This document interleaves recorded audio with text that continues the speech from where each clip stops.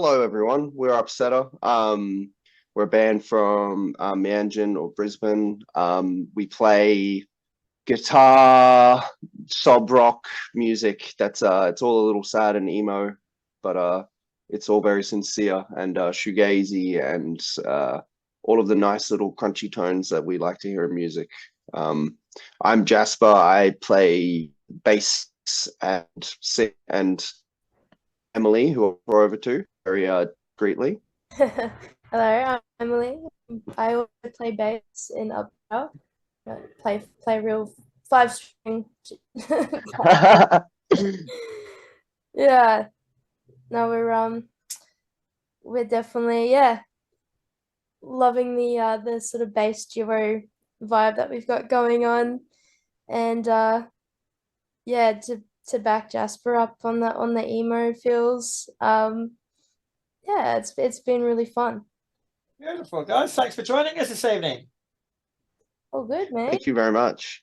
Upsetter recently released two singles, Deserve and Martyr. So I know it hasn't been that long, but how have they been received so far?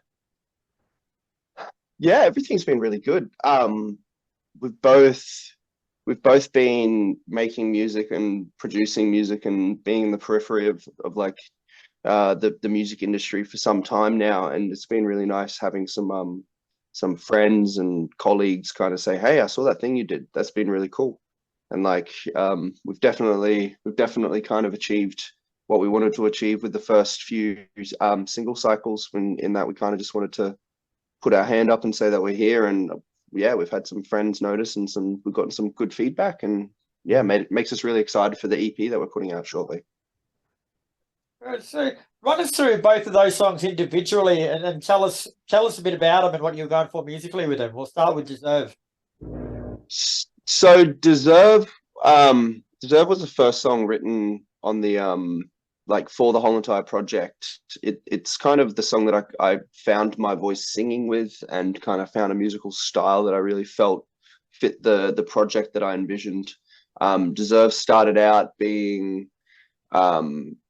it started out being just played on like a Fender Telecaster with an octave pedal, shifting it down an octave to make it sound like a bass six. And then eventually I could get my hands on a bass six, and it all started from there. And so Deserve was like the song that I really found myself with for this project. And came, I think, was the next one after that. Those songs were cohesively like the start of the project. And both songs are taken from your debut EP, Doomgaze, which is out on August the 11th. So are they a good sonic representation of what to expect? Yeah, 100%. I think the EP is pretty cohesive, but it's got enough diversity with, I think, with how many voices there are, the amount of sort of features and backing vocals that we've had over the record. I think there's a decent amount of like sonic diversity between them, but it's everything is sort of familiar yet having its own flavor. So what sorts of themes do you tackle on the EP? I guess lyrically, there's a lot of self-reflection about like personal growth and development, and like personal relationships. It's a lot of the record was written during kind of like that second phase of COVID towards the end of 2020. Like onwards, like lyrically, it kind of, I was very much there at the time, because like I work in the live music industry. I mix front of house for bands and tour for a living. So like I was feeling the situation that the whole world was feeling. And for me, it was like, given that much time in that moment, I had a lot of time to self-reflect and look at myself. And lyrically, and like I think thematically, the whole record is kind of just like, I guess, a person in his late 20s processing what the fuck just happened. Good way of putting it. So this is, of course, it is your debut EP, guys. So what sorts of things as a band do you sit and discuss and consider going into your first EP? Good question.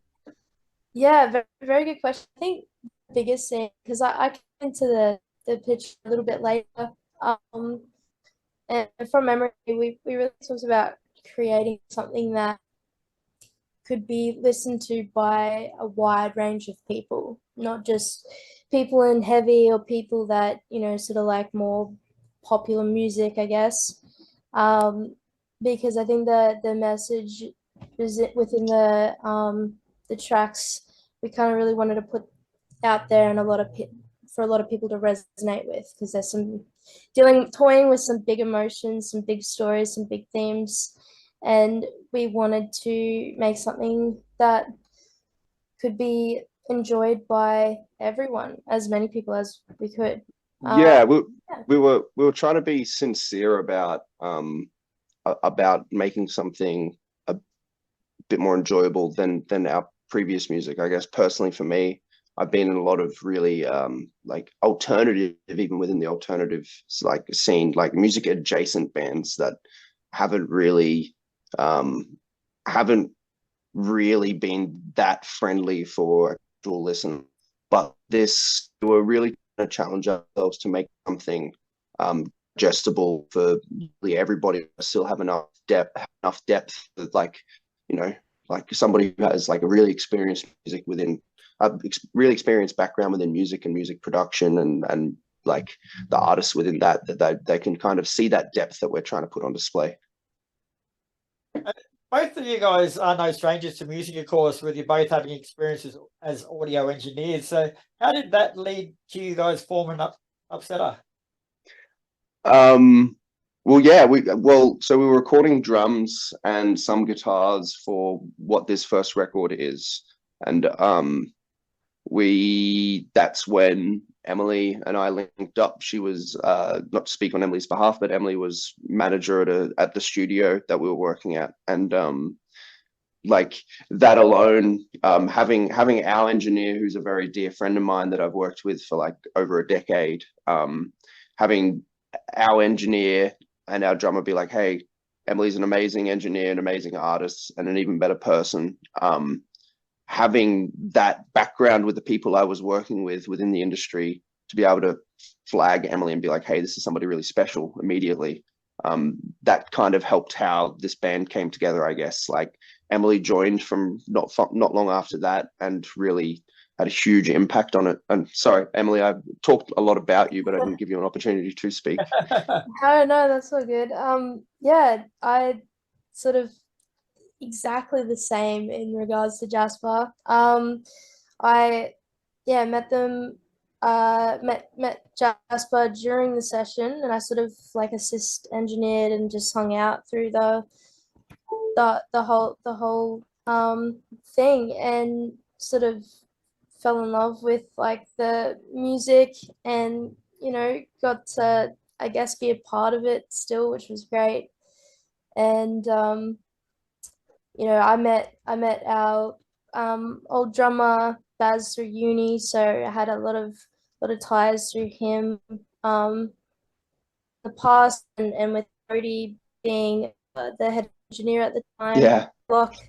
It just kind of felt really right, and like we all gelled so incredibly and had so much fun making it, and it only felt right to sort of really be a part of it properly. So yeah, it's been crazy. I can't believe how long it's been since then, but yeah. Yeah, sometime in the making, mate. Sometime in the making. Good things come to those who wait, they say. Yeah. So what are some of the main differences between working with other people's music and working with your own? Really? Oh, yeah, funny this. I was just having this very conversation a couple of days ago. I love working with people, and I love getting to create something that's so close and dear to them. But there was just something really, really special for me about working on this project and being able to, have such a creative outlet that was my own, that was our own. There was a major difference in that, and it sparked something I've regained, something that excitement that I got, I think, when I first entered into engineering and music. And I've regained that, which has been really special for me.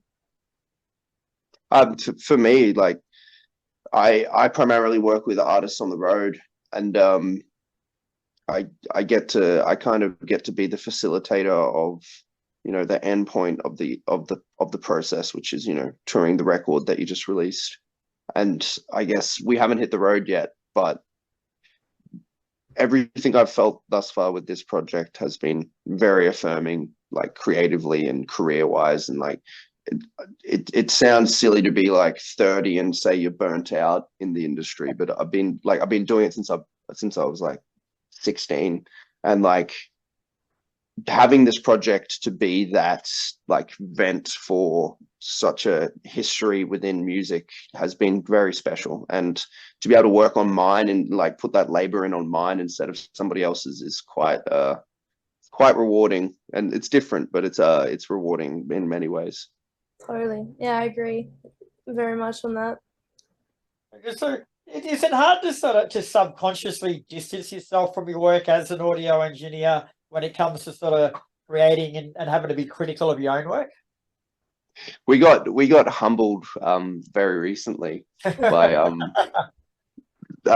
we just did last week we did a recording session for some new music that I probably shouldn't talk about, but the engineer that we were recording with is like very experienced, has been doing it for a very long time, and has some very firm beliefs. And we're used to having those firm beliefs and that firm experience, and we're used to being the ones who get to say, nah, that's a dumb idea. But we like with Cody, Cody's very friendly, so he didn't push back on certain things. But yeah, it's just letting go of the control, really. Like, yeah, this time I've never been produced before, and it was such a really odd experience, but great experience being on the other side of the bus per se. You know, be produced. It's trying to let go of that control and just really focus and hone in on our songwriting, which has been really good. So much of it is psychology, like getting the client or the artist to like do the thing that you want them to do. And it's really funny, like feeling those tricks work on you and like, and being like, you got me. You got me or I got me. Yeah, exactly. So Doomgaze is out on August the 11th, as we said, but what's next for Upsetter? Have you got plans after that? So I think before the record comes out, we might be doing a sneaky little like single in support of the record. We got our friends in Stepson and Dylan from Deadlights to come in and have a sing and a feature on one of the songs. So we're looking to put that out really soon. But yeah, we're going to put the EP out. Hopefully some nice people will have some nice things to say about it. And if they don't have nice things to say about it, let's hope it's constructive. But yeah, we'd love to be playing some shows. We'd love to be hitting the road and doing some more recording. We've got lots more in the works already. Emily, what do you have to say? Yeah, I think, you know, we've got some new ideas of, you know, what type of music we're planning on releasing, and I think next year is going to be really busy for us, and lots of shows, lots of new music, and lots of new music. Yeah. Very good. All right. Well, thanks for your time, Jasper and Emily. It's been a pleasure meeting with you. I hope thank you very much. Goes well for the EP. The tracks I've heard they're really cool. They're, like I say, nice and emo and rocky. They're good little tracks, mate. So best of luck with them.